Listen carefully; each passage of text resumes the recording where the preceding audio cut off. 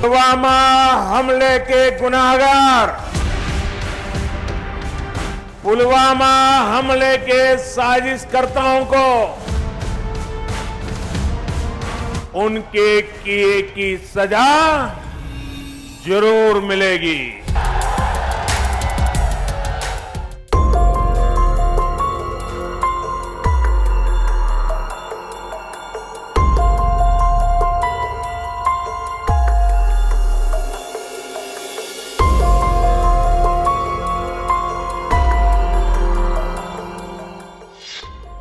नमस्कार, मैं हूं आपके साथ कविता राणा। देश की रक्षा में देवभूमि के वीर सपूत हमेशा से आगे रहे हैं। गुरुवार को भी जब पाकिस्तान के इशारे पर कश्मीर के पुलवामा में आतंकी हमला हुआ तो 40 जवानों के साथ उत्तराखंड के वीर जवानों ने भी शहादत दी। मोहनलाल रतूड़ी के साथ ही एक और जवान वीरेंद्र सिंह राणा भी देश के प्रति अपना कर्ज निभाते हुए गुरुवार को शहीद हो गए। दिल्ली से सैन्य सम्मान के साथ उत्तराखंड पहुंचे जवान के पार्थिव शरीर को श्रद्धांजलि दी गई।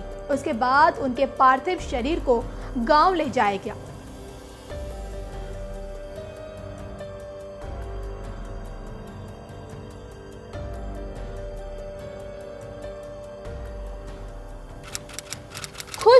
खुश रहो अहले वतन, हम अपना फर्ज निभाते चलें।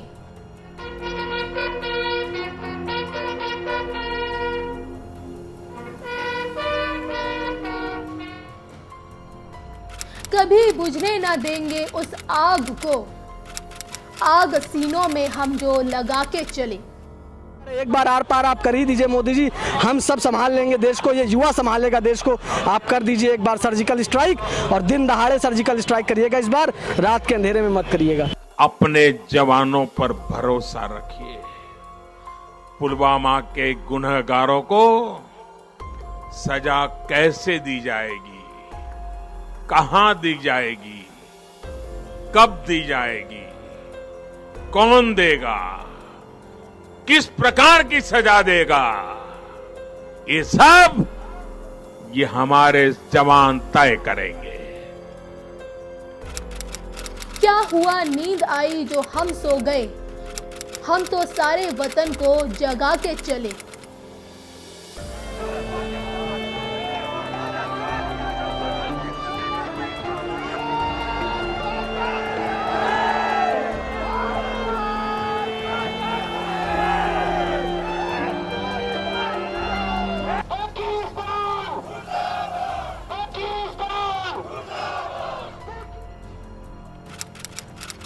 याद आए हमारी तो रोना नहीं।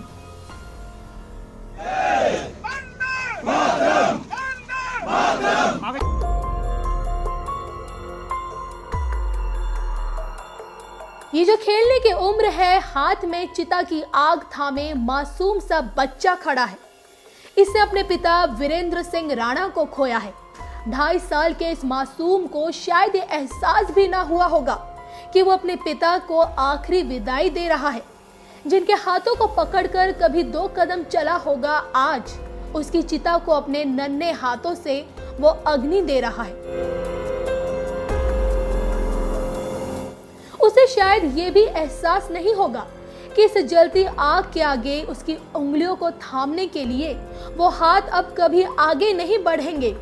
अभी कुछ ही दिन हुए थे जब उधम सिंह नगर जिले के खटीमा के रहने वाले वीरेंद्र सिंह राणा 20 दिन की छुट्टियां बिताकर 12 फरवरी को सरहद की सुरक्षा के लिए लौटे थे।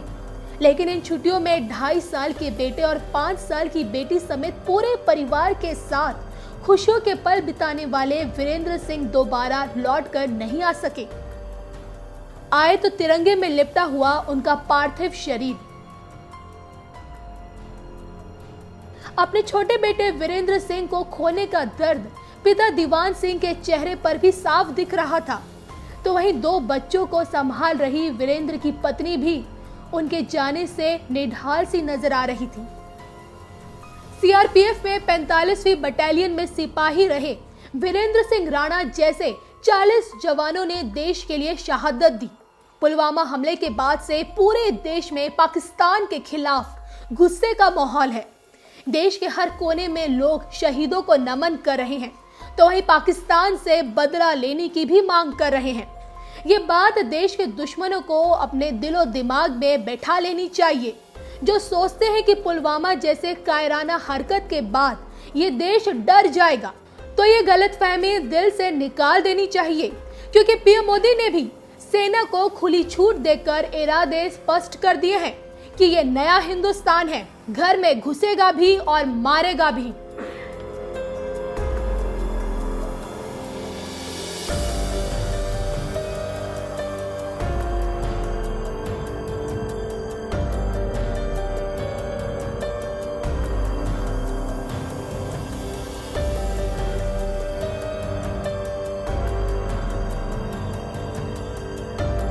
साथियों, ये संयम का समय है, संवेदनशीलता का समय है, ये शोक का समय है, लेकिन हर परिवार को मैं ये भरोसा देता हूं, उनके परिवारों ने जो सजन खोया है, आपकी आंखों में जो आंसू है, उन आंसू का पूरा पूरा जवाब लिया जाएगा। भारत नई रीति और नई नीति का देश है।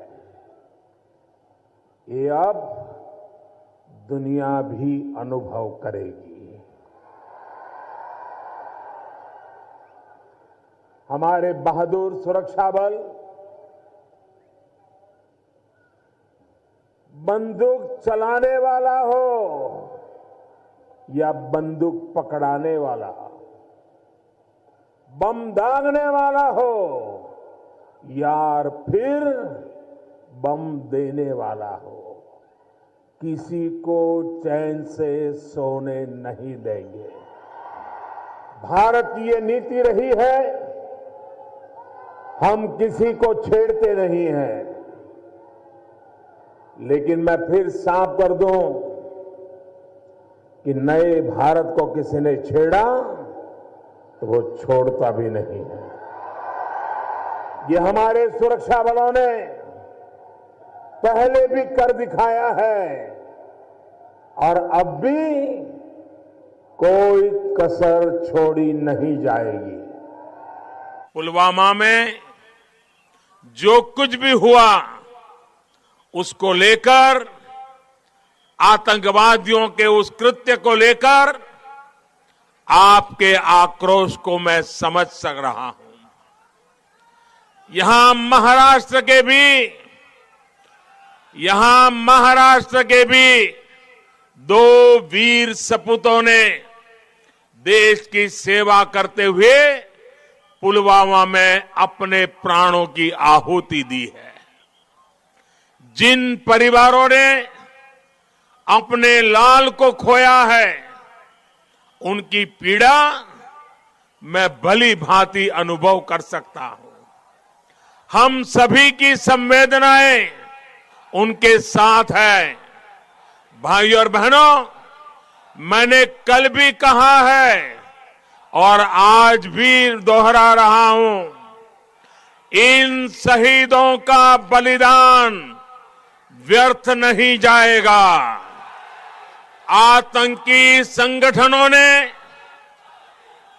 आतंक के सरपरस्तों ने जो गुनाह किया है, वो चाहे जितना छिपने की कोशिश करें, उन्हें सजा जरूर दी जाएगी।